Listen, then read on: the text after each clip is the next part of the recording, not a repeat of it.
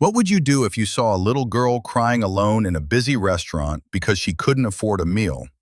Well, when Donald Trump walked into a New York KFC and saw exactly that, what he did next left the entire crowd stunned, and it's a moment people are still talking about today. Stop right there. You won't believe what happened next. It was a busy Saturday afternoon at a popular KFC in the heart of New York City. The lunchtime rush was in full swing. Customers stood in long lines, shuffling forward slowly, glancing at the glowing menu boards above the counter. The smell of crispy fried chicken, warm biscuits, and seasoned fries filled the air so thickly you could almost taste it. Kids laughed, cups clinked on tables, and the steady murmur of conversations created a comfortable, familiar noise. But then, the glass doors at the front swung open, and that's when the entire atmosphere shifted. Walking in, wearing a dark navy suit and a bold red tie, was none other than Donald Trump. His unmistakable presence caught everyone's attention immediately. For a moment, it felt as if the whole restaurant froze in place. Some customers gasped audibly, others exchanged surprised looks, and several hands instinctively reached for their phones to snap a quick photo or record a video.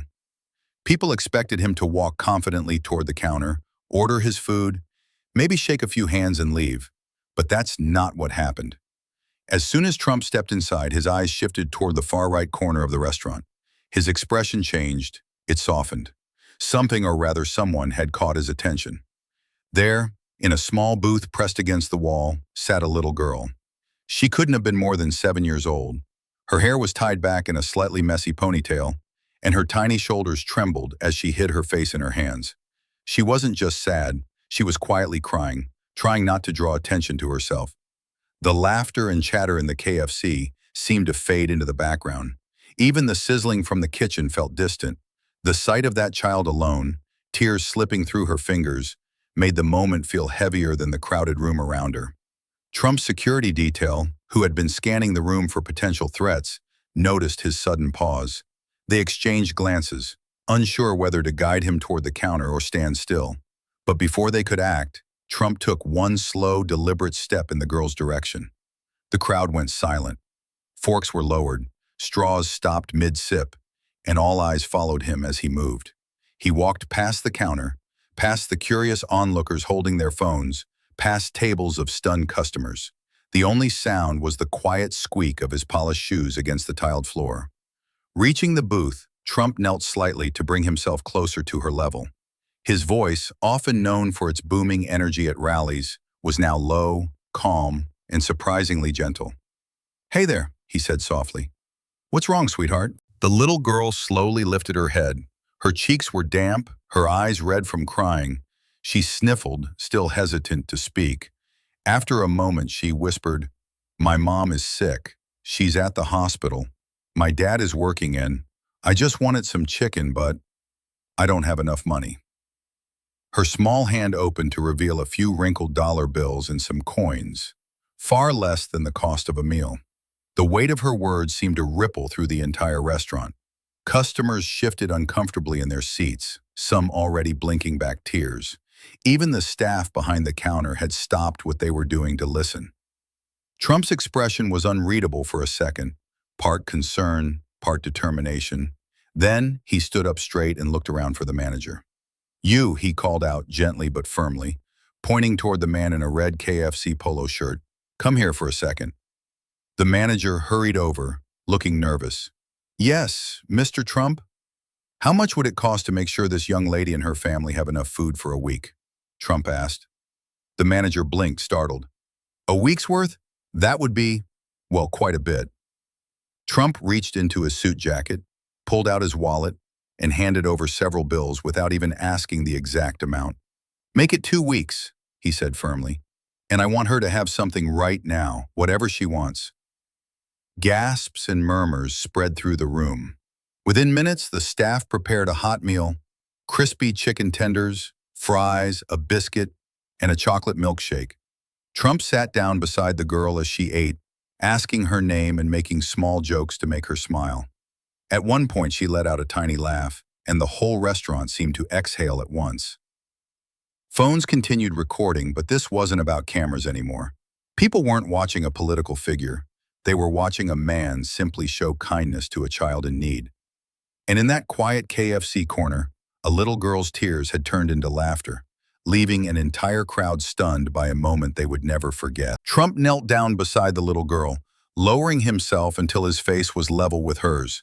The bustling noise of the KFC, the beeping of fryers, the hum of conversations, the clinking of trays, seemed to fade into the background. All that remained was the quiet sound of her sniffles and the heavy stillness that hung in the air. His voice, usually known for its commanding tone at rallies and in interviews, was now unexpectedly soft, almost fatherly. "Why are you crying, sweetheart?" he asked gently. The little girl hesitated, her small hands still curled into fists against her lap. She looked up slowly, and her red, tear-stained eyes met his. Her voice came out shaky, barely above a whisper. "My mom, she's sick," she began, stopping to swallow the lump in her throat. "She's in the hospital. My dad's working and I just wanted some chicken, but—" She lowered her gaze, her voice breaking. "I don't have enough money." The simple honesty of her words hit the room like a wave. People who had been mid-bite set down their food. Some customers exchanged glances, already blinking away tears. The air felt heavier, thick with empathy. She opened her small palm, revealing her entire fortune. A few crumpled $1 bills and some coins that clinked softly in her hand. It was nowhere near enough for a meal. She must have known it, yet she had still come, hoping it might be. Trump's eyes stayed on her for a long moment, and he nodded slowly, as if taking in the weight of her story. There was no sign of impatience, no quick dismissal, only quiet understanding. Then, without hesitation, he straightened up and scanned the restaurant until his gaze landed on the man behind the counter, wearing a red KFC polo shirt, the manager. "You," Trump called, his tone suddenly firm but not unkind. "Come over here for a second." The manager, wide-eyed, hurried toward the table. "Yes, sir," he asked, his voice a little shaky. Trump gestured toward the girl. "How much would it cost to give this young lady and her family enough food for a week?" The manager froze, glancing at the girl and then back at Trump. "A week's worth?" he repeated, his voice uncertain. "Well, that would be quite a bit." Without missing a beat, Trump reached into his jacket. The crowd watched closely as he pulled out a sleek leather wallet. He didn't even ask for the total. Instead, he slid several bills into the manager's hand. "Then make it 2 weeks," he said firmly, "and I want her to have something right now. Whatever she wants, the biggest meal you can make." The manager nodded quickly, still looking stunned. "Right away, sir." Murmurs spread through the restaurant. Some customers were whispering, others quietly recording the scene on their phones. A few were shaking their heads in disbelief, not at the generosity itself, but at the fact that they were witnessing it happen right there in front of them. Within minutes, the staff moved with urgency, preparing a tray piled high with crispy chicken tenders, golden fries, a warm biscuit, and a tall chocolate milkshake topped with whipped cream. As the food was being made, Trump didn't just stand idly by. He pulled out a chair and sat down beside the little girl. "What's your name?" he asked. "Emily," she said, her voice still small but steadier now. "Well, Emily," he replied with a warm smile, "your mom is going to get better and you're going to have plenty to eat. Starting today, you're not worrying about chicken again." That made her smile, a shy, almost disbelieving smile, but a smile nonetheless, and it was contagious. Around the restaurant, people's expressions softened. When the food finally arrived, Trump waited until Emily took her first bite. She chewed, then looked at him with wide eyes as if to say, "Is this really happening?" He chuckled lightly. "Eat as much as you want, Emily. We've got more coming to your house." As she ate, the once quiet murmurs in the restaurant turned into soft applause, then louder. Soon the entire place was clapping, not because they were in the presence of a famous figure, but because they had just seen a small, selfless act that carried enormous meaning. Trump glanced around and said simply, "Sometimes it's not about politics, folks. It's about helping someone who needs it." For Emily, that moment wasn't about politics at all. It was about a stranger noticing her tears, listening to her story, and deciding to do something about it. And for everyone else in that KFC, it was a reminder: kindness, in its purest form, can happen anywhere. even in the corner booth of a busy fried chicken restaurant. By now, every single person inside the KFC had stopped eating. Forks hovered in midair, drinks sat untouched on trays, and conversations had completely faded away. Every eye in the restaurant was fixed on the same sight. Donald Trump, the former president of the United States, leaning down to speak to a tearful little girl in the corner booth. Phones were out, recording the exchange from every angle. The bright, artificial lights reflected off the screens as people tried to capture what felt like an unexpectedly human, unscripted moment. Nobody was thinking about politics in that instant. They were watching something real unfold. Trump had already done something remarkable. Not only had he paid for 2 full weeks of food for the girl and her family, but he had also instructed the staff to prepare a meal for her immediately, so she could eat right then and there. The kitchen buzzed into action. Fryers sizzled, trays clattered, and the smell of fresh chicken seemed even stronger now. But Trump didn't stand and wait near the counter, and he didn't treat the moment like a photo opportunity. Instead, he walked over to the booth and sat down beside her. His large frame took up a good portion of the seat, but he leaned slightly toward her, speaking in a tone that was warm and patient, a tone few people in the room had ever heard from him before. "What's your name?" he asked, his voice gentle. The girl glanced at him shyly. "Emily," she replied softly, her small hands still clutching the edge of the table. "Well, Emily," Trump said with a reassuring smile, "your mom is going to be okay, and you're going to eat as much chicken as you want today, all right?" A flicker of relief crossed her face. She nodded slowly, almost as if she was still trying to believe what was happening. And then, something remarkable happened. She smiled. Not a big, confident grin, but a small, genuine smile that came from the comfort of knowing someone cared. People in the restaurant looked at each other in disbelief. The sight was surreal. Donald Trump, dressed in his signature suit and tie, sitting in a fast food booth, speaking softly to a little girl and making her laugh between bites of chicken. When her food finally arrived, a tray loaded with crispy chicken tenders, golden fries, a warm biscuit, and a tall chocolate milkshake. Trump waited until she took her first bite. He didn't rush her or glance at his watch. He stayed there, keeping her company, asking questions about her favorite foods, her school, and even telling her a light joke or two. Laughter replaced tears. The heavy, emotional tension in the room began to melt away, replaced by something lighter: hope. And as people continued to record, they knew they weren't just capturing a celebrity sighting. They were witnessing a rare moment of simple human kindness. When Emily's food arrived, the smell of freshly fried chicken filled the air, even stronger than before. The tray was set down in front of her. Golden, crispy chicken tenders piled high beside a generous portion of perfectly salted fries, with a warm biscuit on the side. Beside it sat a tall chocolate milkshake, thick and topped with whipped cream and a drizzle of chocolate syrup. Trump leaned slightly toward her and asked the staff, "She likes this, right? This is her favorite?" The employee nodded, and Emily's eyes widened at the sight of the meal. Her tiny hands reached for the fries first, and she took a bite so eagerly it made Trump chuckle. "Good?" he asked. She nodded quickly, her mouth full, and that single nod seemed to make the entire booth warmer. At first, the other customers simply watched in quiet admiration. But then, somewhere from the back, a single pair of hands began clapping. It was hesitant at first, but it spread like ripples in water. Another person joined in, then another. The applause grew louder, filling the entire restaurant until every table seemed to be clapping. The sound swelled, echoing against the tiled walls. People who had never spoken to each other before were smiling and nodding at strangers.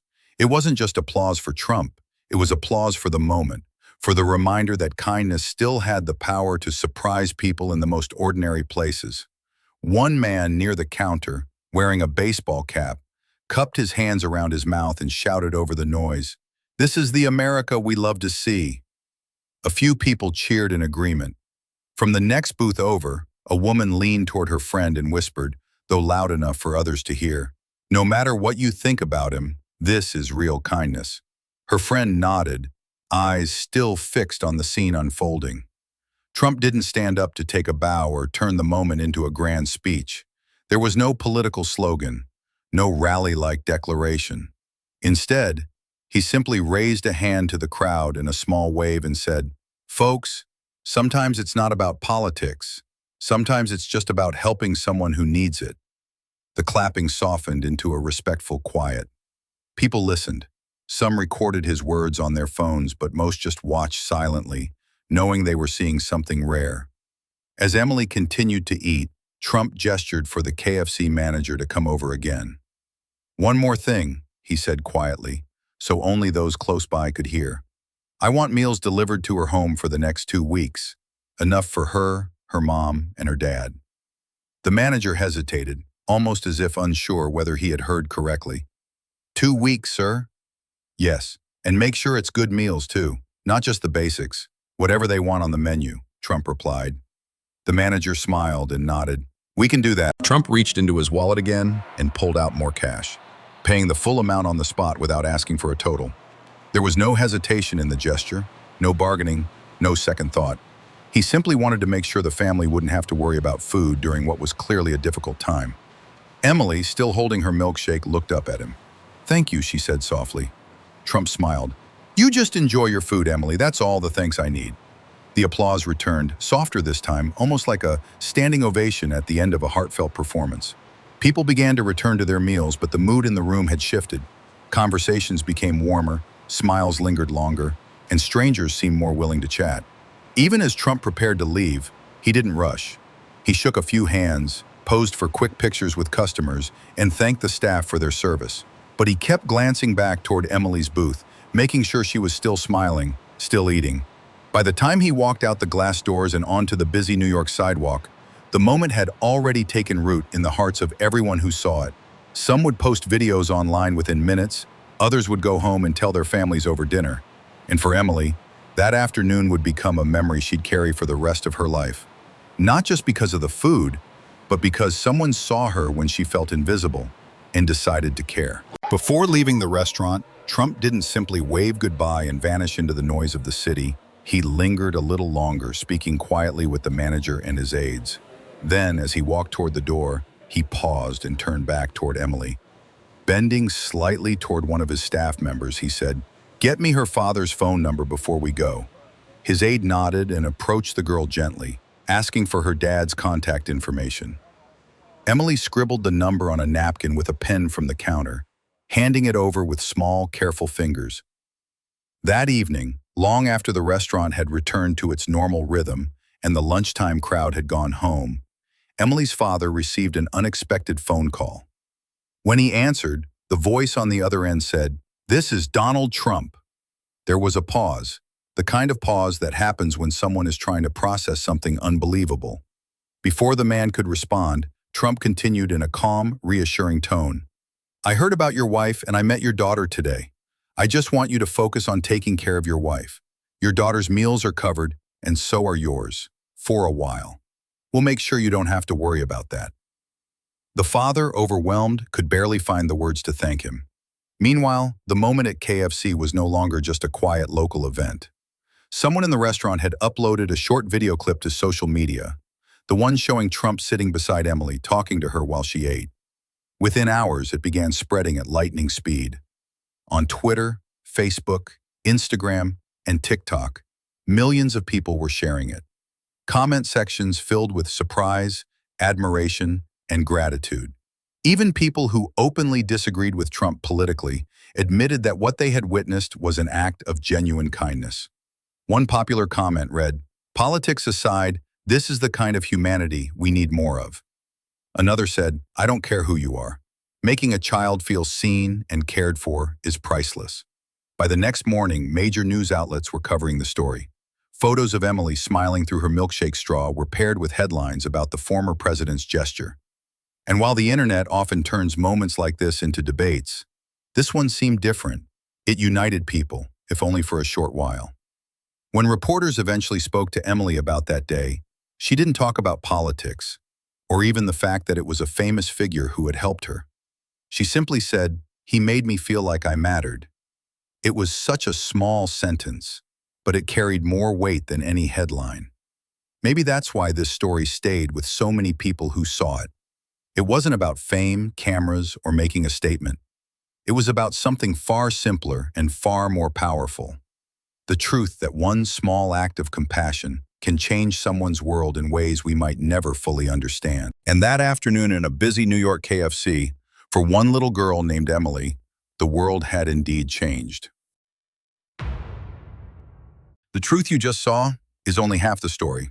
Want the rest? Hit that subscribe button. The secrets are just getting started.